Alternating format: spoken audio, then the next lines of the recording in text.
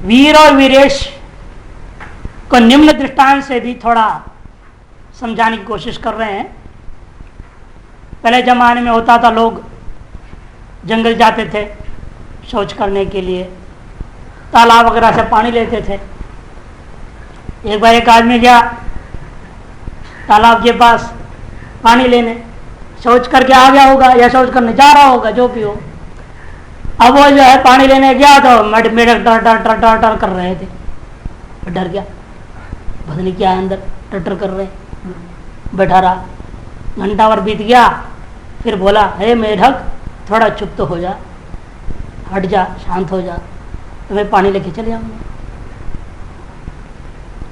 फिर भी टटर करते रहे।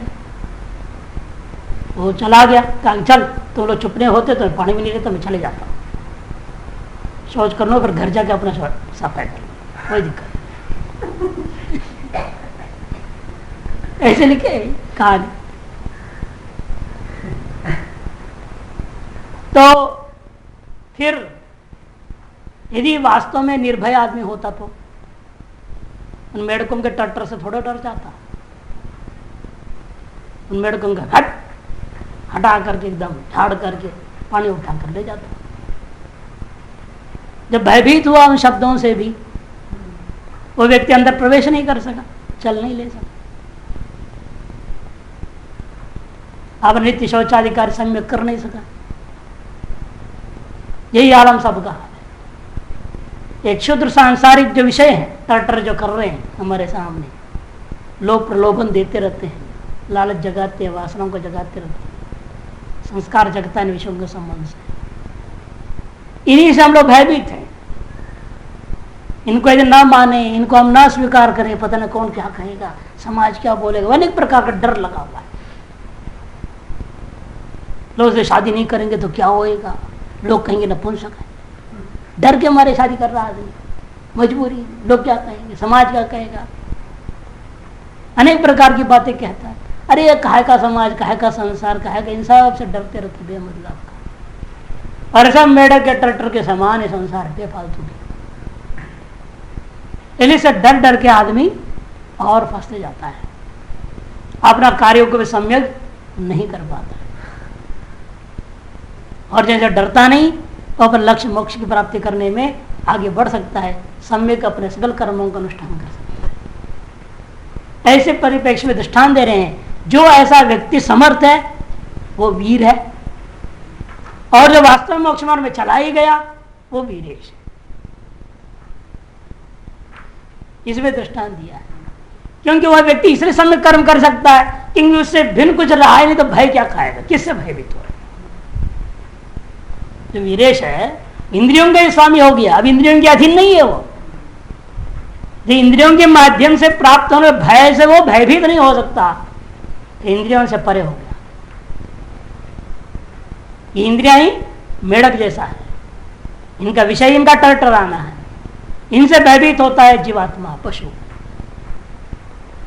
लेकिन जो पति हो गया वीरेश है, वह इंद्रियों का स्वामी हो गया है, इन विषयों से कभी डरता नहीं।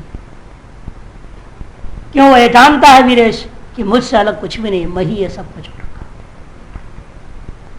इस विषय में स्वामी जी एक बहुत सुंदर शायरी सुनाते थे। जिस तरफ देखता आता जलवा यार का, जिस तरफ देखता आता जलवा यार का, एक मस्जिद के तरफ सिर झुकाए क्या जरूर, एक मस्जिद के तरफ सिर झुकाए क्या जरूर। खुद व खुद श्वास में बंदगी हो रही है दुर्वान, खुद व खुद श्वास में बंदगी हो रही है दुर्वान, माला और तस्वीर को फिर फिराए क्या जरूर।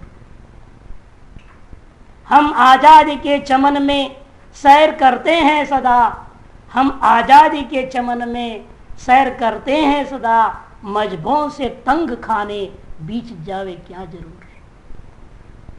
ये वीरेश की स्थिति, आत्मज्ञानी की स्थिति बता रहे हैं। शांभ उपाय के द्वारा जिसे शिव दृष्टि को प्राप्त हो, शिव योगी का स्थिति वर्णन करता है। जिस तरफ देखता है, जहां मैं देखता हूं मुझसे अलग कुछ भी नहीं दिखता है। क्या है?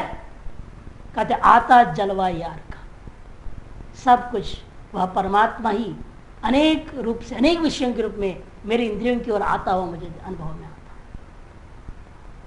है। जो भी देख रहा हूं वह शिव ही इंद्रिय से संबद्ध हो रहा है उस रूप से। जैसे हिमाचल में जो संतों की कहानी आता है, वो कहते हैं कि भाई बरचौर आ गए, ठंडी का दिन था, रात का समय घुस गए चोर आश्रम में, पहाड़ पे ऊपर रहते थे, सुंदरनगर की कहानी। उन्होंने कहा उन लोगों को, महादेव महादेव स्वागत है आपकी, स्वागत है। अरे शिव जी आप तो बड़ा इस रात में आए, दर्शन दिया, आइए आइए बैठे बैठे बैठे। शिव जी फिर दिखाए बकवास कर रहा है, हम चोर है। अरे ये तो रुद्रीन में भी कहा तस्करे भ्यो नमो नमः। अरे तस्कर रूप में शिव जी दर्शन दे रहे हैं, इससे और खुशी की क्या बात होगी। आइए पहले बैठिए, चाय तो पी लीजिए, थोड़ा और चुस्त हो जाए तब चोरी कीजिएगा। उन्होंने दे दो कमाल महात्मा, चाय पिला के चुस्त करके चोरी करने को बोल रहा है। उन्होंने सोचा चुप बैठ गया, वो लोग कुछ देर फिर उन्होंने बढ़िया चाय चकाचक बनाई, उसमें अब मसाला उसला डाल के फंस शिव जी आए, आज शिव जी चोर के रूप में आए हैं, इसे बड़ा भाग्य क्या होगा, रुद्री को सार्थक कर दिखा रहे। तो उन्होंने बढ़िया चाय पिलाए, पीते पीते दिमाग गर्म बदल गया। कहता ऐसा संत को क्या चोरी हम करें। वो दोनों उनका चेड़े बन गए संत। तो जो व्यक्ति इस स्थिति में पहुंच जाता है वो सबको शिव दृष्टि से ही देखता है। वही कहता है जिस तरफ देखता आता चलवा यार का। तो फिर एक मस्जिद में जाकर के, एक मस्जिद के तरफ, माने पश्चिम में है ना वह काबा, उसके तरफ जो है सिर झुकाए क्या जरूर, क्या सिर झुकाना जरूरी है? अरे कहीं भी सिर झुका लो, किसी भी दिशा में झुका लो, सब दिशा में वही है, उसी का अनंत रूप है। कभी महात्मा था बड़ा विलक्षण, उत्तरकाशी में, वो क्या करते थे, टॉयलेट जाता ना, टॉयलेट देवताभ्यो नमो नमः बोलता था। टॉयलेट देवताभ्यो नमो नमः। मैंने कहा भाई आप आज अंग्रेजी क्यों जोड़ते, शौचालय देवताभ्यो नमो नमः बोलो, शुद्ध संस्कृत बोलो। हाँ ये ठीक है, अरे आज तक मेरे से गलती हो गई, कोई बात नहीं, टॉयलेट शब्द शौचालय शब्द तो शब्द है, शब्द तो शब्द है, चलो आज से सुधार देंगे, शौचालय देवताभ्यो नमो नमः, उसको प्रणाम करो तब अंदर हो जाए, क्योंकि ये भी भगवान, ये भी देवता है। दृष्टि की बात है अपनी अपनी। और कोई इसका पवित्र मानता है, वहां क्या प्रणाम करेगा, उसको भी प्रणाम करके कौन जाए शौचालय को। तो ऐसा दिव्य दृष्टि वाले होते हैं संत। तो खुद ब खुद श्वास में बंदगी हो रही है दुर्वान, तो नित्य निरंतर अपने आप में हर श्वास के साथ उस परमात्मा का नाम स्मरण करता हुआ बंदगी हो रही है। सोहम सोहम सोहम चल रहा है। फिर माला और तस्वीर को फिर फिराए क्या जरूर, माला फेरें और किसी तस्वीर को रखें, मूर्ति को परिक्रमा आदि करें, क्या कोई जरूरत नहीं।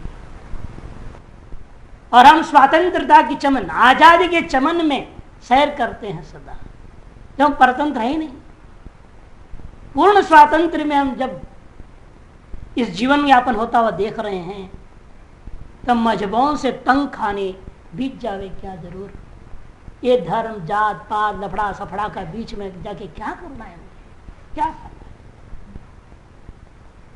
कि सब कुछ वही है, तो वहां कहां मजहब का भेद है। इस भेद के जाल में मुझे जाने की क्या जरूरत है। ऐसे वीरेश की अवस्था का एक संबंधित एक शायरी को स्वामी जी हमें सुना करते हैं, बहुत ही सुंदर है ये। जब विश्वातीत निरामय, तो इसलिए इनका कहना है कि इस जगत को मिथ्या मिथ्या मिथ्या बोल करके छोड़ने की अपेक्षा से इस जगत को शिव शिव शिव समझ करके उसके साथ सकल व्यवहार करते हुए अपने आनंद रूपता में रहने में क्या आपत्ति है। इसने डर डर डर के मर जो छोड़ दिया ना, जल लेना ही छोड़ दिया, उस दृष्टिकोण से करे, जल लेना छोड़ के चला गया। इतना जगत मिथ्या मिथ्या बोल कर क्यों जगत को छोड़ रहे हो, भाग रहे हो जगत से। इस जगत को शिव समझ करके सकल व्यवहार करते हुए अपने आनंद में रहने में कोई आपत्ति। यहाँ तो क्रांतिकारी करेगा। हाँ, नहीं, आगम ये अवस्था है भाई, ये अवस्था तो वेदांत में भी है ना। वासुदेव सर्वमिति स महात्मा, वेदांत में भी है। वेदांत तो ऊंची सीढ़ी है, जहां अजातवाद में आएंगे जब मिथ्यात्वाद आती है ना, उससे पहले तो वो भी सीढ़ी से गुजर रहे हैं। इसलिए आगम का जो अंतिम सीढ़ी है वेदांत का दूसरी सीढ़ी है। वेदांत का अंतिम सीढ़ी अजातवाद, सर्व मिथ्या हो जाती है। जगत उत्पन्न ही नहीं हुआ, उत्पन्न न होने से जो दिख रहा हो मिथ्या कर दिया। जो उत्पन्न ना हो और दिखाई दे उसी का नाम मिथ्या है। इधर रस्सी में सांप उत्पन्न हुआ ही नहीं फिर भी दिखाई दे रहा है, तो सांप मिथ्या है तो कहेगा आगम वाला भी। जब उत्पन्न नहीं है ही नहीं फिर भी दिखे उसी का नाम मिथ्या। उस दृष्टिकोण से जाए। नहीं नहीं, वो भ्रांति को थोड़ी वैभव बोलेगा। वहां जगत सत्य जगत की बात वैभव कहते ही है। ये भ्रांति का इनकार थोड़ी कर रहे हैं। ये नहीं करे जगत में भ्रांति नहीं होती किसी को भी। फिर भ्रांति का अतिक्रमण करके जब शिवत्व को गया, वो तो बात अलग है ना। वो तो वहां भी कर रहे हैं। जब भ्रांति आते हैं वो तो मिथ्या कहते हैं, जगत ही पैदा ही नहीं होता और ऊंचे में चले जाते हैं।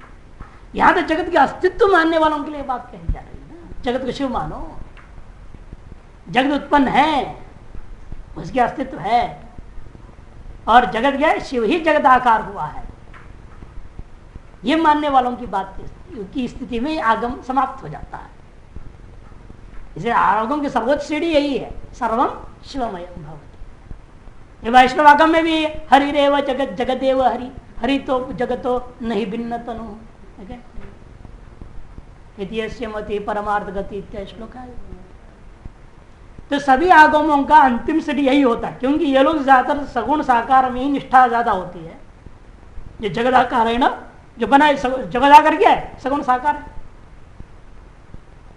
इससे ऊपर उठ निर्गुण निराकार स्थिति में जाना ही नहीं चाहते। इसी को मुझसे अभिन्न शिवरूप मान के उसी में आनंद में रहो। और वेदांत एक सीढ़ी आगे बढ़ जाता है, कहता है भाई इससे ऊपर उठ जाओ। है ही नहीं, खत्म है नहीं, किंतु दिख रहा है। एक में अद्वितीय शिव बोलेंगे वहां भी उनको ही कहना पड़ता है नहीं, किंतु उसकी इच्छा की वजह से सब दिख रही है। उसी की इच्छा से आ गया इच्छा कुमारी में, उसी की इच्छा से सब दिखाई दे रहा है केवल ना, वास्तव में है नहीं। ये शैवाद्वैत जो वास्तविक अद्वैत दशा में चले जाओ, वहां है कहां जगत कि सबको शिव क्या मानोगे? सबको मानना तो सब है, तब तो सबको मानो शिव करके। जब कुछ है ही नहीं तो किसको शिव मानूंगा? वह अपने स्वरूप के सिर्फ दूसरा है ही नहीं। जब एक में द्वितीय जाओगे शैवाद्वैत में, उस अवस्था में इनको भी वही कहना पड़ेगा जो वेदांति कहते हैं। भले मिथ्या शब्द बोले ना बोले, जगत है ही नहीं, शिव शक्ति द्वैत ही नहीं। एक द्वितीय परमशिव ने इच्छा जगी, उसमें स्पंद हुआ तो शिव शक्ति द्वैत आ गया था। शुरू ही वहां से हुआ। हाँ, वो इच्छा खत्म हुई तो क्या होगा? शिव शक्ति द्वैत ही नहीं रह गया तो जगत कहां है? कि जगत को शिव क्या देखूंगा मैं? जगत ही नहीं रहा। उसमें यही कहेंगे जगत ही नहीं है, एक वही शिव है, इधर ही कहेंगे।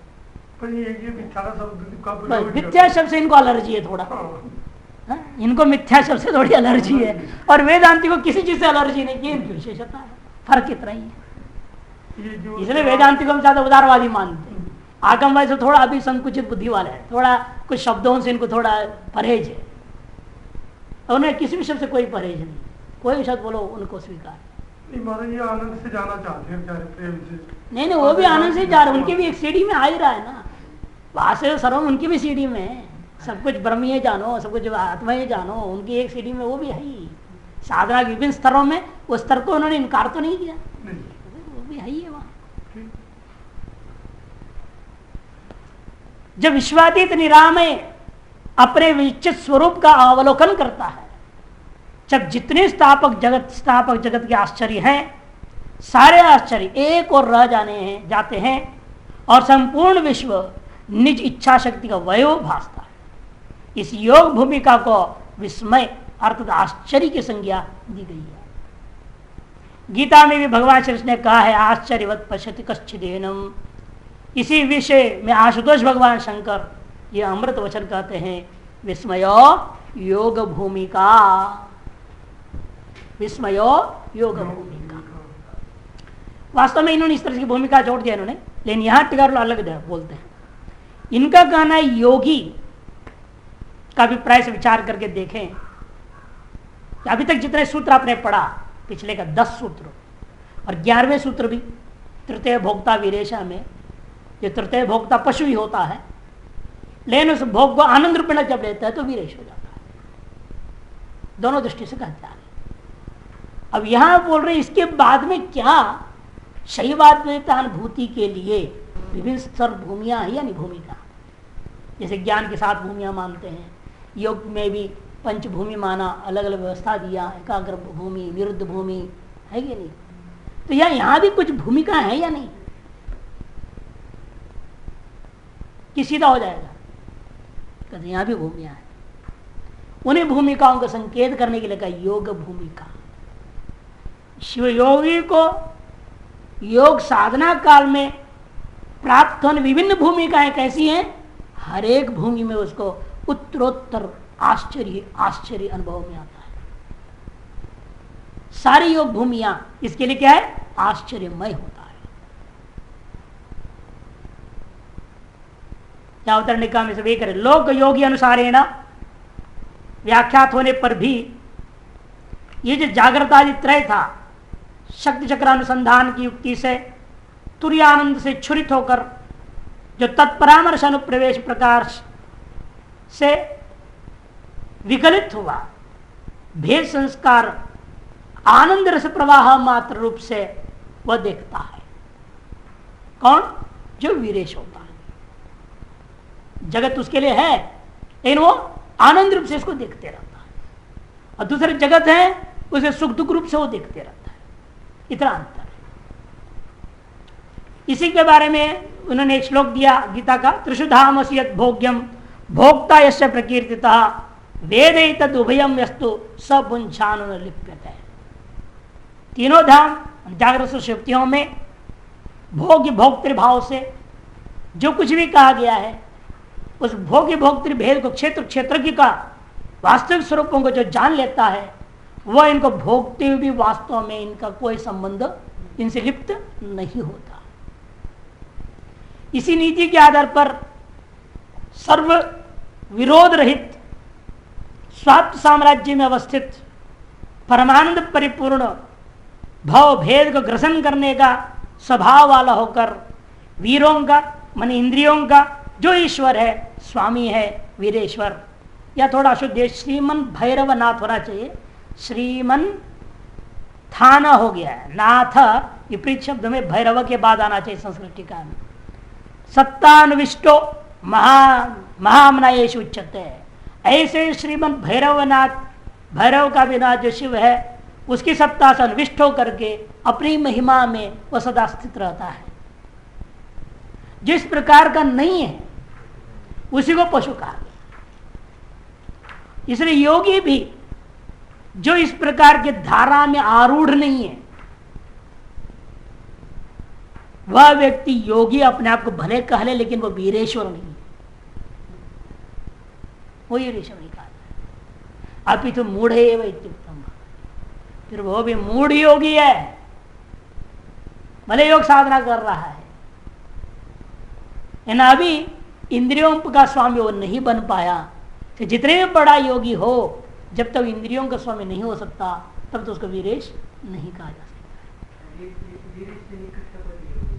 हाँ, उनके हिसाब से इसे जान के बात उठाया मैंने, योगी को लोग वीरेश से निकृष्ट कोटि का कह रहे हैं।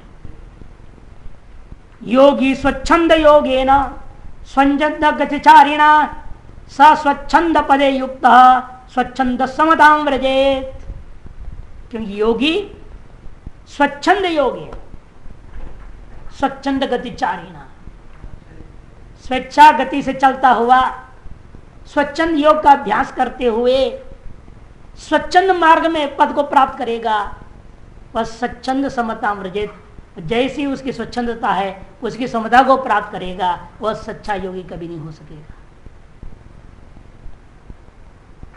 कहने का मतलब कोई भी मार्ग हो, कोई भी साधन करना चाहे, मनमाने आप कभी नहीं कर सकते।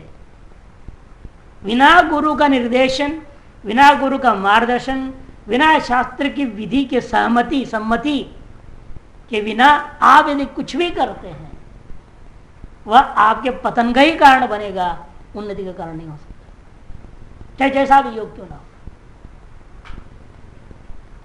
तस्योपलब्धि सततम त्रिपदा व्यभिचारिणी।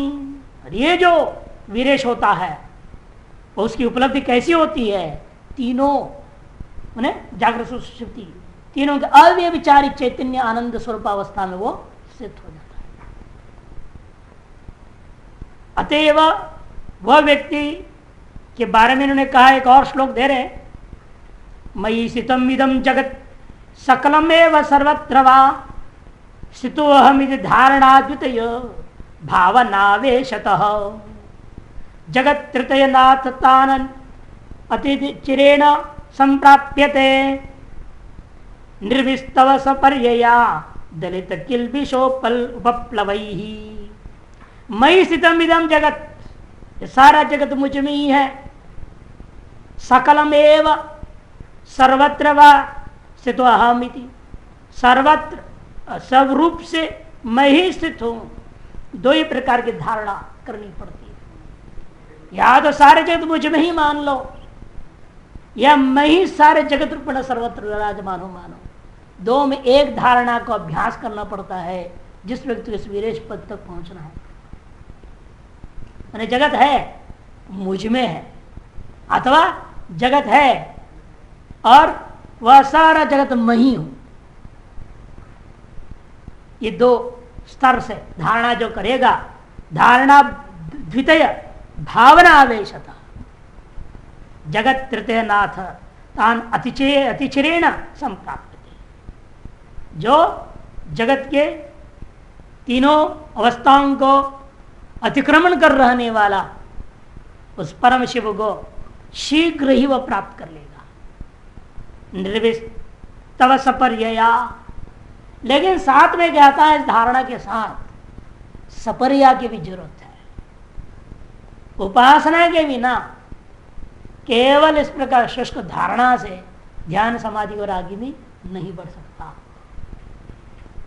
क्योंकि आदमी धारणा करते करते मनोराज्य में चला जाता है। समस्या यह है कि धारणा काल में मन की चेष्टा जरूर विद्यमान है। मन को ही तो बांधा है आपने एक देश विशेष, उसका नाम धारणा है। देश बंध से चित्त से, देश विषय बंध से चित्त से धारणा। अतएव कहते हैं उस मन को सही प्रकार से धारणा करे शास्त्रोक्त प्रक्रिया से।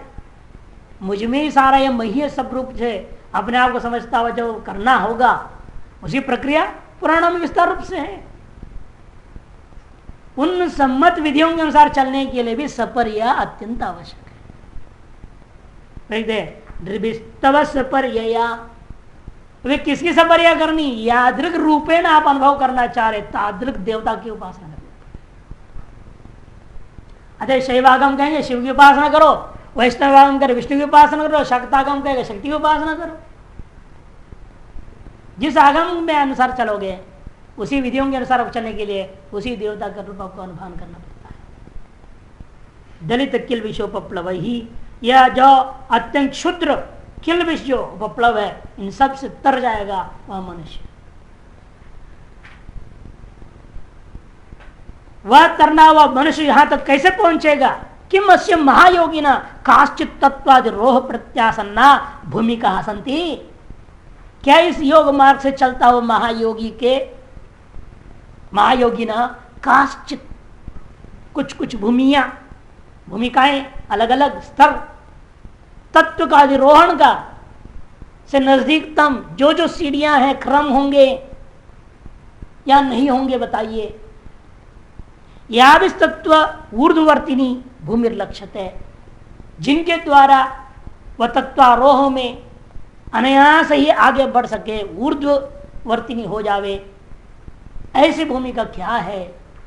कैसे हम पहचान पाएंगे? लोग बार बार पूछते हैं, हम साधना कर रहे हैं हमें कुछ नहीं पता लगता है, हम आगे बढ़ रहे हैं कि पीछे हट रहे कि वहीं का वहीं है, क्या हो रहा है? कहते पता इससे चलता है कि विस्मयो योग भूमिका। तो सूत्र आरंभ किया शिव जी ने, भाई आपकी साधना में उन्नति हो रही है, इसका यही सबसे बड़ा परिचय है। उत्तरोत्तर अनुभव आश्चर्यजनक अनुभव होते जाएंगे, उत्तरोत्तर आश्चर्य होते जाएंगे।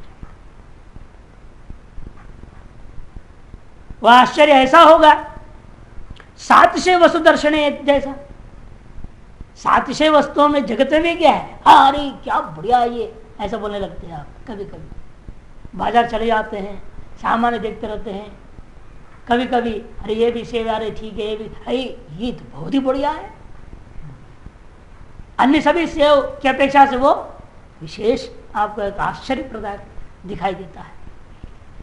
जैसे सातिशय वस्तुओं में आप यहां दिख रहा है, उसी प्रकार उस साधना में भी उत्तरोत्तर निर्तिशयता की ओर जब आगे बढ़ोगे वहां भी आश्चर्य होता है, ऐसा ही आह्लाद इसी प्रकार। और ऐसा आश्चर्य होगा जैसे कहते ना पागल हो गया था, नाचते नाचते चला गया। एक आर्किमिडीज करके एक था वैज्ञानिक, आर्किमिडीज नाम से, जिसके ही सिद्धांत के आधार पर जहाज बन गई, जल में जाने वाले जहाज। वो पहली बार वो बहुत सोचता था कि लोग कहते हैं पृथ्वी जल में तैर जाता है, कैसे तैरता है, ये फूल उल गिरा देते हैं, ये कैसे तैरता है, समझ में नहीं आता है। वो ऐसे चिंतन में लगा रहता था, तैरता कैसे, वजनदार वस्तु भी तैरे, लकड़ी इतनी भारी भारी लकड़ी वो भी तैर जाते हैं, क्या बात है। और ये मनुष्य मतलब 50 किलो का नहीं डूब जाता है, बात क्या है, एक छोटा सा पत्थर फेंको डूब जाता है, 50 ग्राम का भी नहीं। वो इधर भारी लकड़ी बड़ बड़ भाग रहा है, आज मैं उठा के ला नहीं सकता उसको, क्या कारण। वो एक दिन अपना स्नान घर में बहुत बड़ा टब जैसे बनाया हुआ था, उसमें नहा रहा था। नहाते नहाते उसने दोनों आसन पद्मासन में लगा दिया पैर, और जो चित तैर गया पानी में। जब तैर गया शरीर ना, इतना खुश हुआ, वो नाचा जोर से, वो कच्छा पहने हुए होश ही नहीं उसको, ओ बस मालूम हो गया, आज मालूम हो गया, चिल्लाते चिल्लाते दौड़ गया, पूरे बाजार घूम घाम गया कच्छे में, गीले कपड़े। लोगों ने कही क्या हो रहा है, क्या हो रहा है, और किसी तरह से किसी ने पकड़ पकड़ घर लाया, शांति से बैठा, फिर पूछा लोगों ने बात क्या, तो पागल हो गया है। कहते नहीं, जो खोज कर रहा था आज मालूम हो गया। मतलब एक छोटा सा जिसके पीछे लगा रहा, उसकी अनुभूति होने इतना आश्चर्य हुआ उसको, और इतनी खुशियां हुई कि वो उसको होश ही नहीं कि मैं किस वस्त्र में हूं, क्या हूं, कहां जा रहा हूं। इसी तरह जब आप इस आत्मा के खोज में चला हुआ आदमी, जो अत्यंत सूक्ष्मतम पदार्थ है, अपना स्वरूप की खोज में चला हुआ आदमी, इसके नजदीक में हम पहुंचने लगते हैं ना, ऐसे आश्चर्यमय अनुभूतियां होते हैं कि आपको पता लग जाए कि हमारी साधना सफल हो रही है। इसे कहते हैं वो जो है वो विस्मय होगा। योग सूत्र का विभूति पाद में भी 51वें सूत्र वर्णन करते हैं, विस्मयो अहंकारो आश्चर्यो वा। विस्मय का दोनों अर्थ किया उन्होंने, अहंकारो आश्चर्यो वा। मैं जानबूझ के उठा रहा हूं इस बात को, क्योंकि ये जो होते हैं साधना में आश्चर्यमय घटनाएं, उन आश्चर्यों से आपका अहंकार बढ़ जाता है। इसलिए वहां विभूति पर व्यास भाष्य सतर्क किया, ये जो विस्मयात्मक घटनाएं होती हैं, आश्चर्यात्मक घटनाओं से यदि आपने अहंकार को फैलने दिया, और फिर गिरते जाएंगे, लक्ष्य की ओर नहीं बढ़ेंगे। जब वहां भी विस्मय शब्द आया तो उन्हें विस्मय शब्द कर दिया अहंकारो आश्चर्य होगा, दोनों होता है, अहंकार भी बढ़ सकती है। यह आश्चर्य को देख करके और आश्चर्यमय जीवन में और आश्चर्य स्थिति में जाने के लिए आप प्रयास भी कर सकते हैं, दोनों हो सकते हैं। यदि अहंकार आलंबन में गए तो पतन होगा, और आश्चर्य आलंबन में चले जाते हैं तो उन्नति होगी, दोनों ही होता है। इसे कहते विस्मयो योग भूमिका। इसके बारे में कहते हैं शिव योगी को वेद्य जगत के दर्शन में अमृत रससार चिदानंद का आस्वादन यौगिक बिंदु आदि स्थानावधान के अभ्यास के बिना ही होती है। यौगिक बिंदु माने मूलाधार आदि चक्र, यौगिक बिंदु कहते हैं चक्रों, चक्रों का अनुसंधान आदि स्थान अवधान माने मूलाधार स्थानों का धारणा ध्यान आदि किए बिना भी वो सीधे उनके बिना ही हो सकती है ये अभ्यास, जिससे वह अलौकिक विस्मय अवस्था को प्राप्त हो जाता है। क्योंकि यहाँ बाह्य चक्र अंदर में विद्यमान चक्रों की ध्यान आदि करने की जरूरत नहीं, क्योंकि आप यहाँ क्या कर रहे हैं, ये जगत ही शिव रूप है और मैं शिव होने के नाते मैं ही ये सब रूप हूं, ऐसा आपको चिंतन करना है। इसके लिए चक्रों की जो जरूरत है ही नहीं चिंतन करने की। इसलिए यौगिक बिंदु आदि का स्थान अवधान के अभ्यास के बिना ही होती है ये, जिससे वह अलौकिक विस्मय अवस्था को प्राप्त हो जाता है।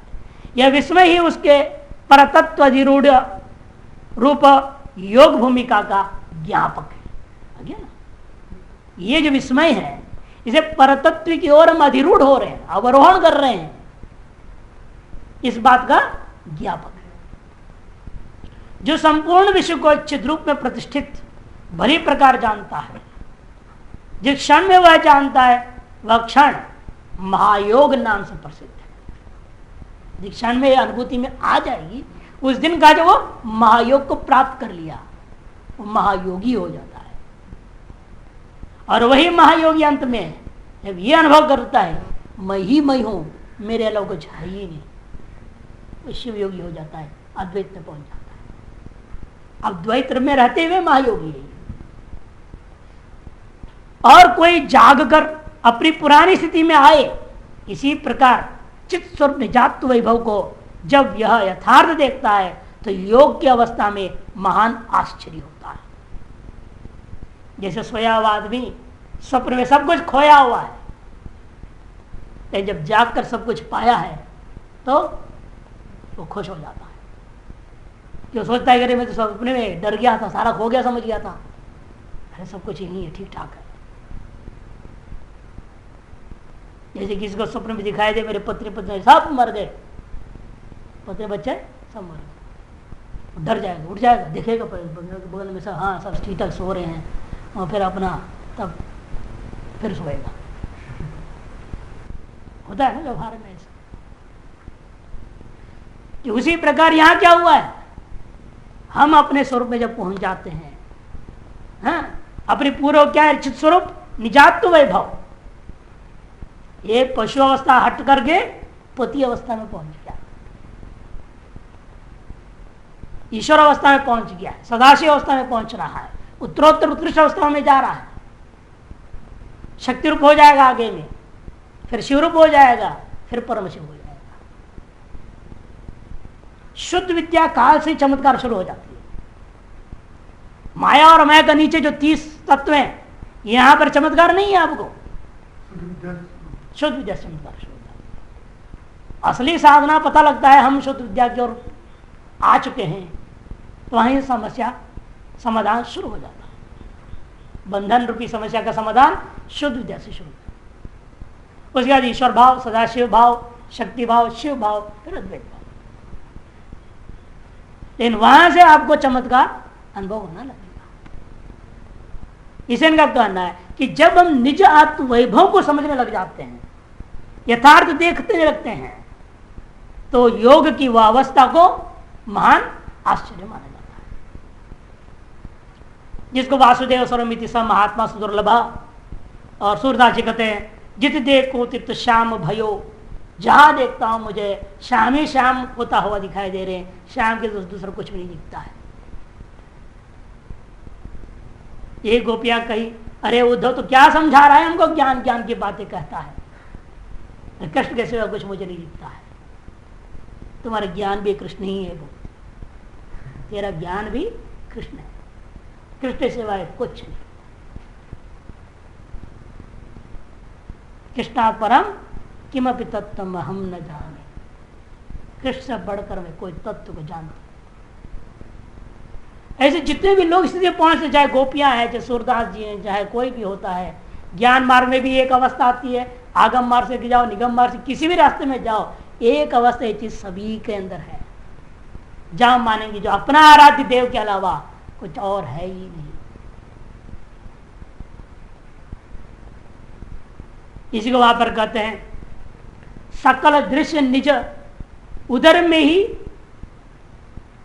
उदर माही निद्रा तज सोवे योगी।